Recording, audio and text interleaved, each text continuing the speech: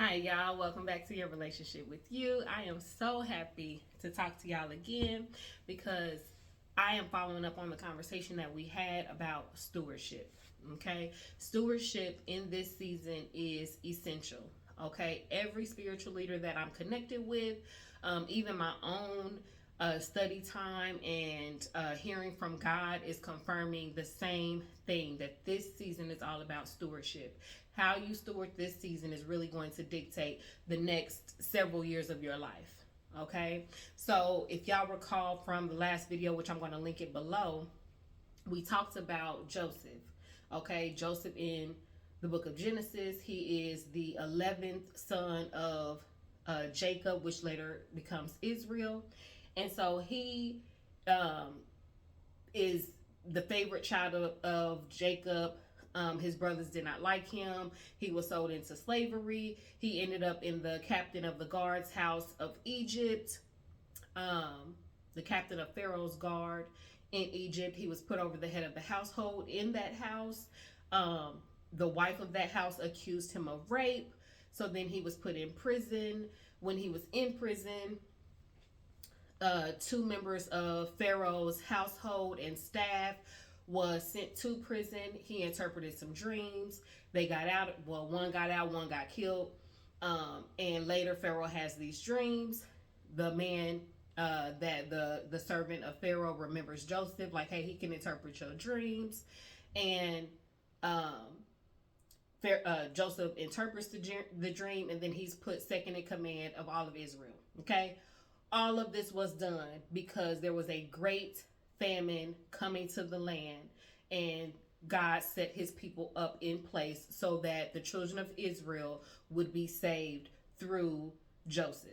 Okay, so that was the entire point and trajectory of his life, was to be in a position so that he can deliver his family.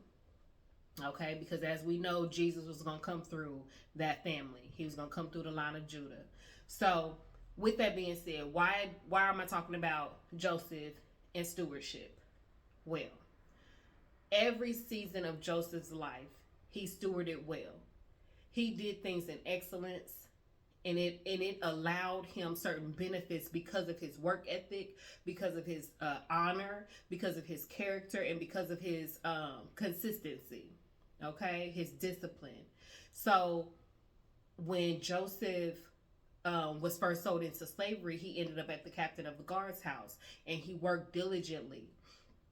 And Potiphar, who was the head of that house, he saw how excellent he worked. So again, he did not take his status as a slave to say, oh, I'm not going to work hard, I'm not going to do this, I'm not going to do that. No, he said, I'm going to work in excellence wherever I go. I'm going to do the very best of my ability wherever I go. And so it's important that we keep that in mind, especially in this season, because what we don't understand and what y'all are not understanding, we don't know which parts of our life, parts of our journey is going to be essential when we get to the part of our destiny. You understand? Let me put it like this.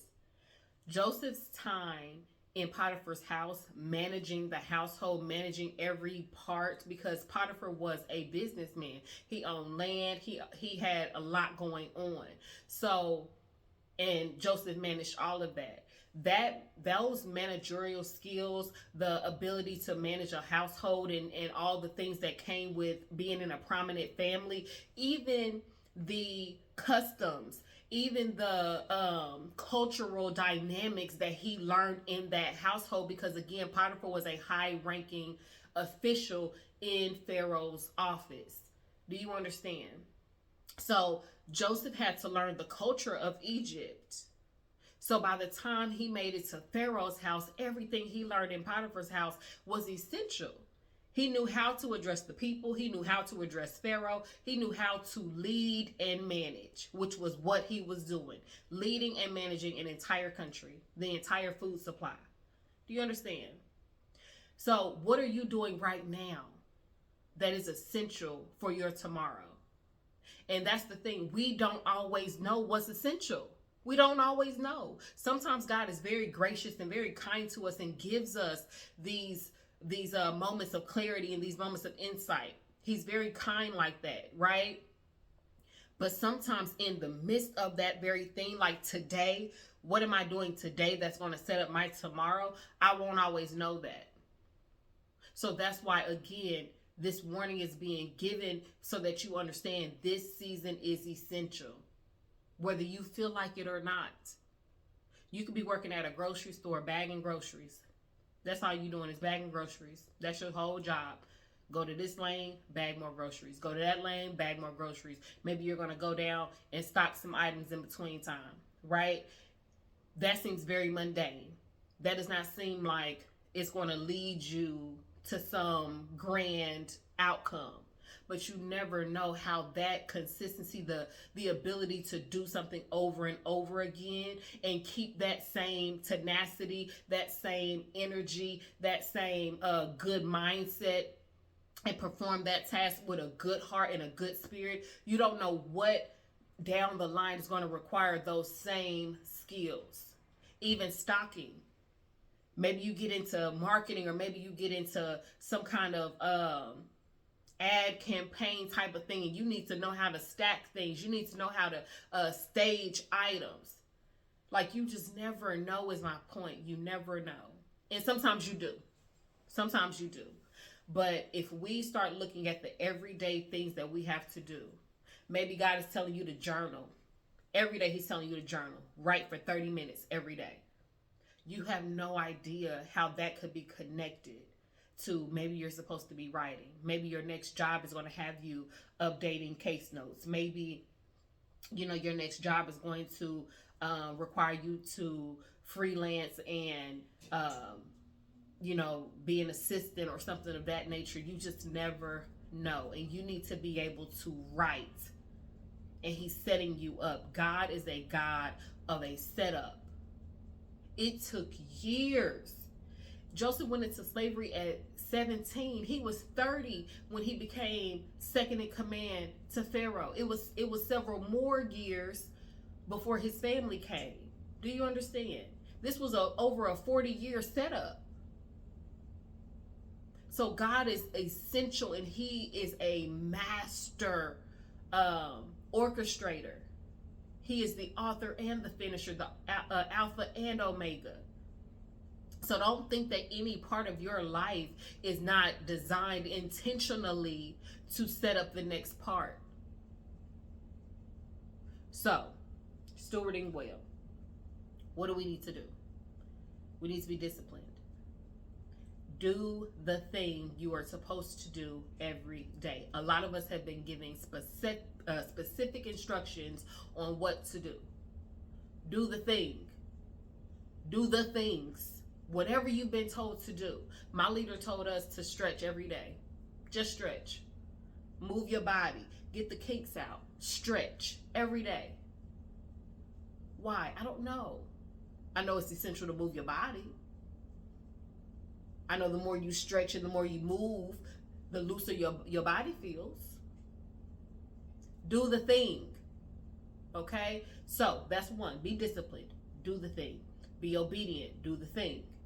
Discipline and obedience is hand in hand in this one.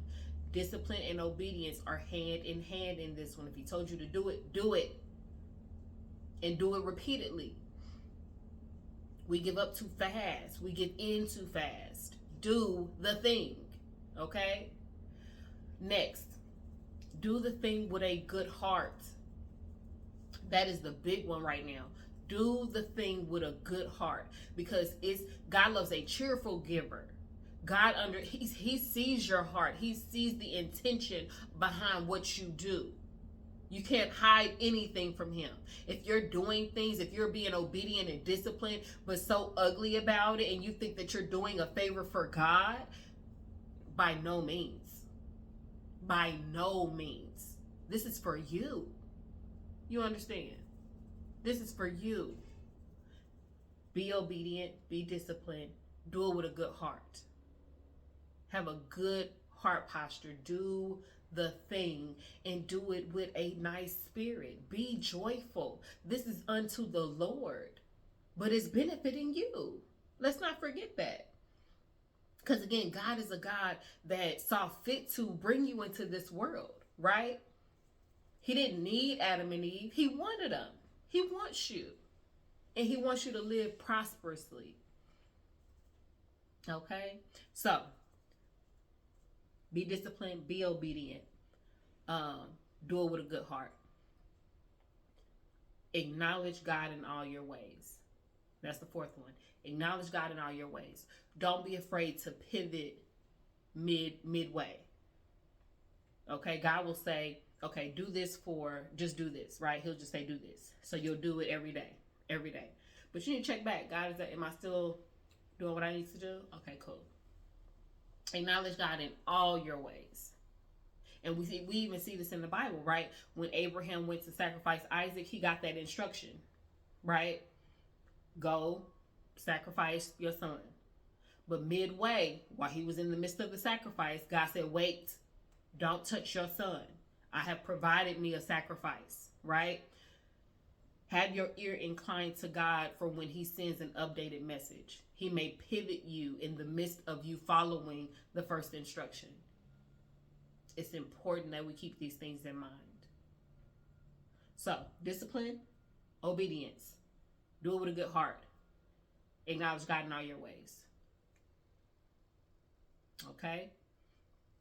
That's what I got for y'all for now. If I get any more, then I'll be back, of course, to talk to y'all about it. I really want to talk to y'all about this study that I'm doing in Psalms. So, most likely when I speak to you all again, I will bring up a psalm, probably Psalm 37 or 39, because those have been like really blessing my heart lately. But we'll see. All right. So that's all I have for you now. Y'all be blessed, be a blessing to others, and I will talk to y'all soon. Love y'all.